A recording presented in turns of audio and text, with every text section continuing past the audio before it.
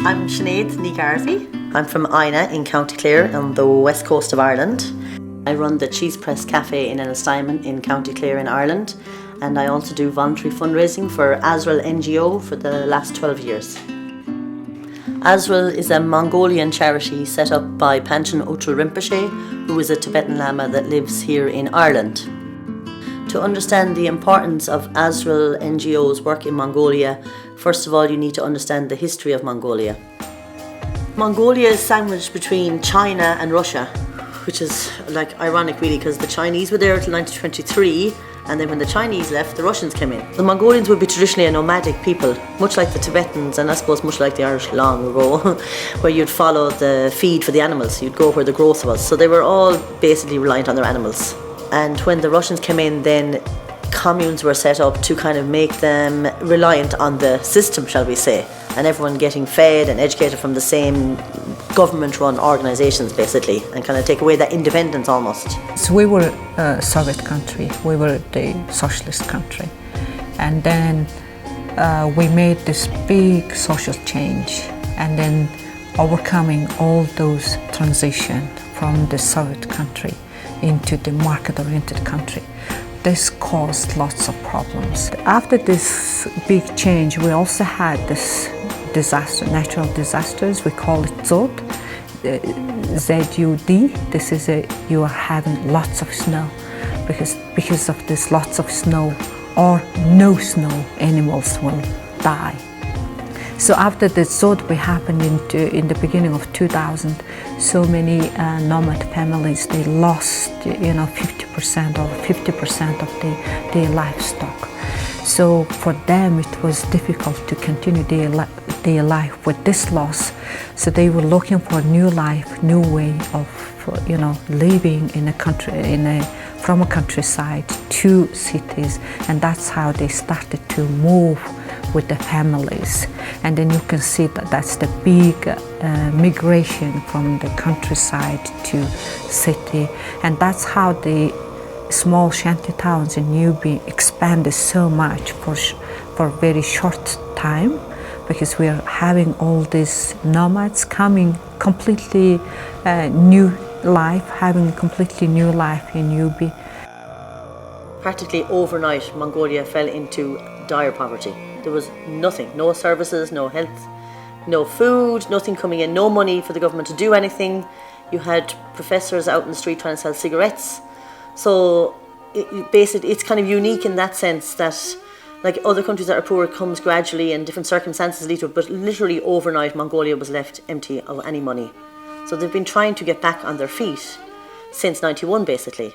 So Asral was set up by Panchen Ötrul Rinpoche, because when the Russians left, they were left in poverty, the Mongolians were, but they were allowed to practice their Buddhism again, which is the same as Tibetan Buddhism.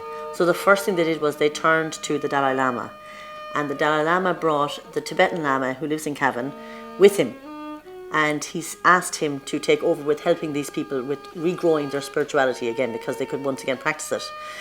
So Rinpoche, being the practical man that he is, immediately thought, okay, it's great to teach these guys spirituality and help them with that, their cultural spirituality, but if they're freezing to death and starving, there's no point talking about the next life. So he set up a charity called Asral NGO.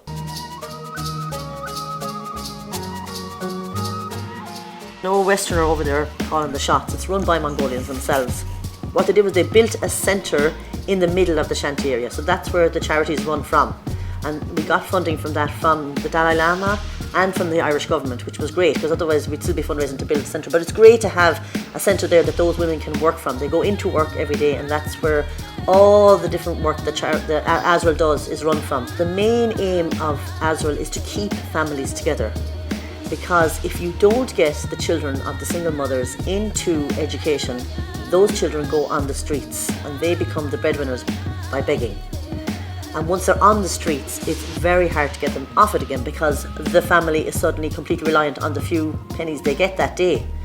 So the main aim is to prevent that happening, which of course is always the wisest thing. Like with our health, prevention is better than cure. So the main aim of Asral is to keep families together, keep the children at home with the parents, get them into education.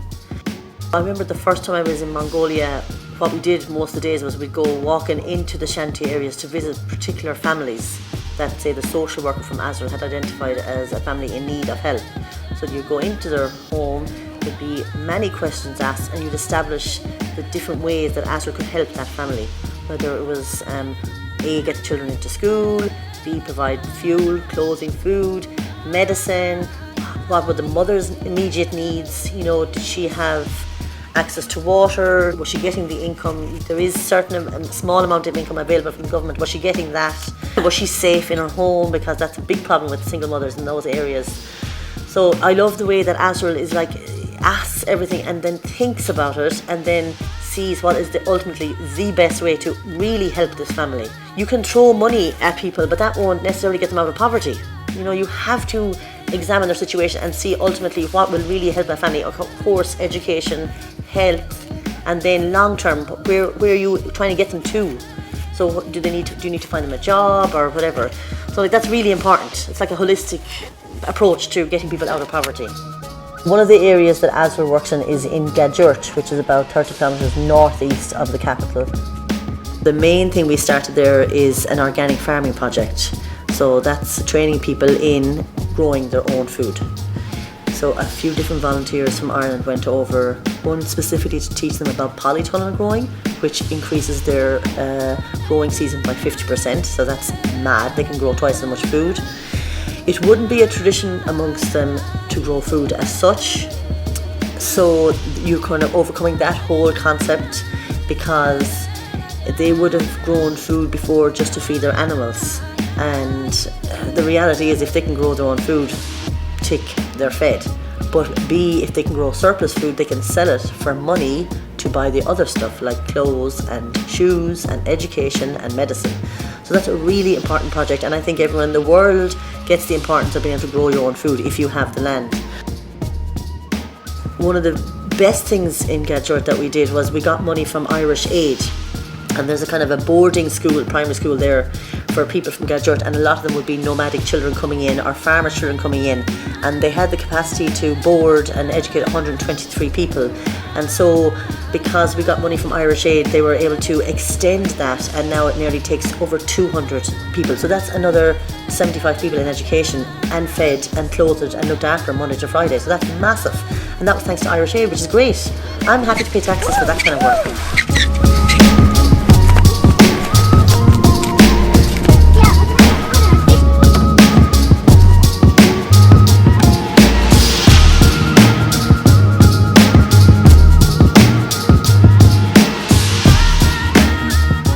Place we work in is out in the desert in Undershell, which is like being on the moon. It's hours out of the city, it's out in the middle of the Gobi Desert, and you could go for miles and miles and miles and not see a sinner, maybe the odd eagle, and then maybe some herds of wild horses, maybe a cluster of tents.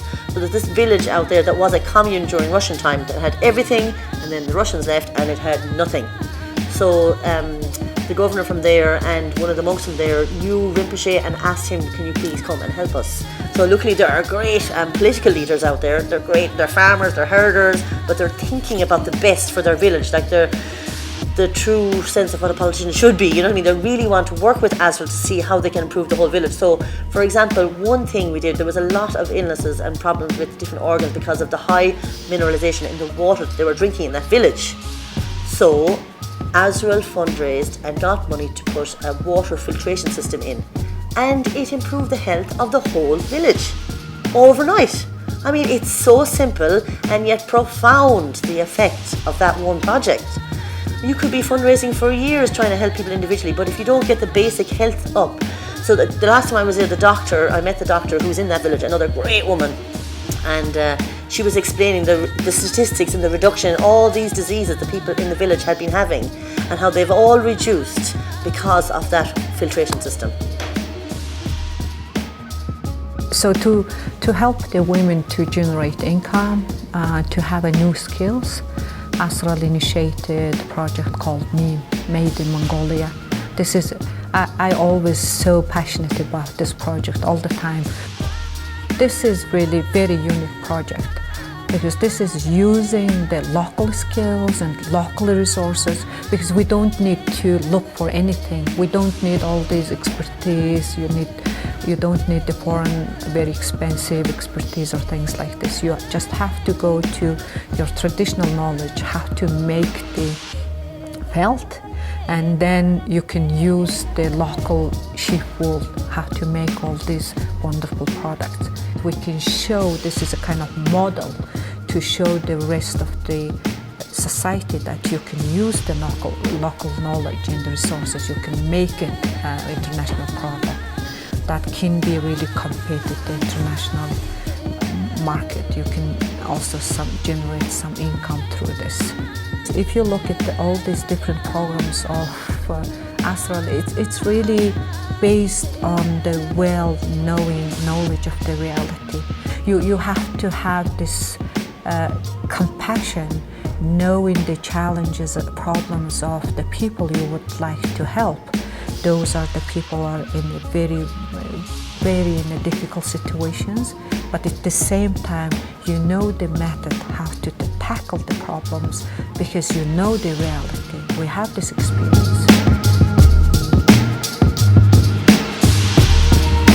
Asral has supported thousands of people since it was started in 2001. So basically what Asral needs now is enough funding and support for people to keep it going until it does become a self-sufficient charity. And for me, it's like I've been given a magic wand. So if I get money from someone and I give it to Asral, I know that I am making a difference to someone's life. And like that is the best gift to give someone. So go for it, do it.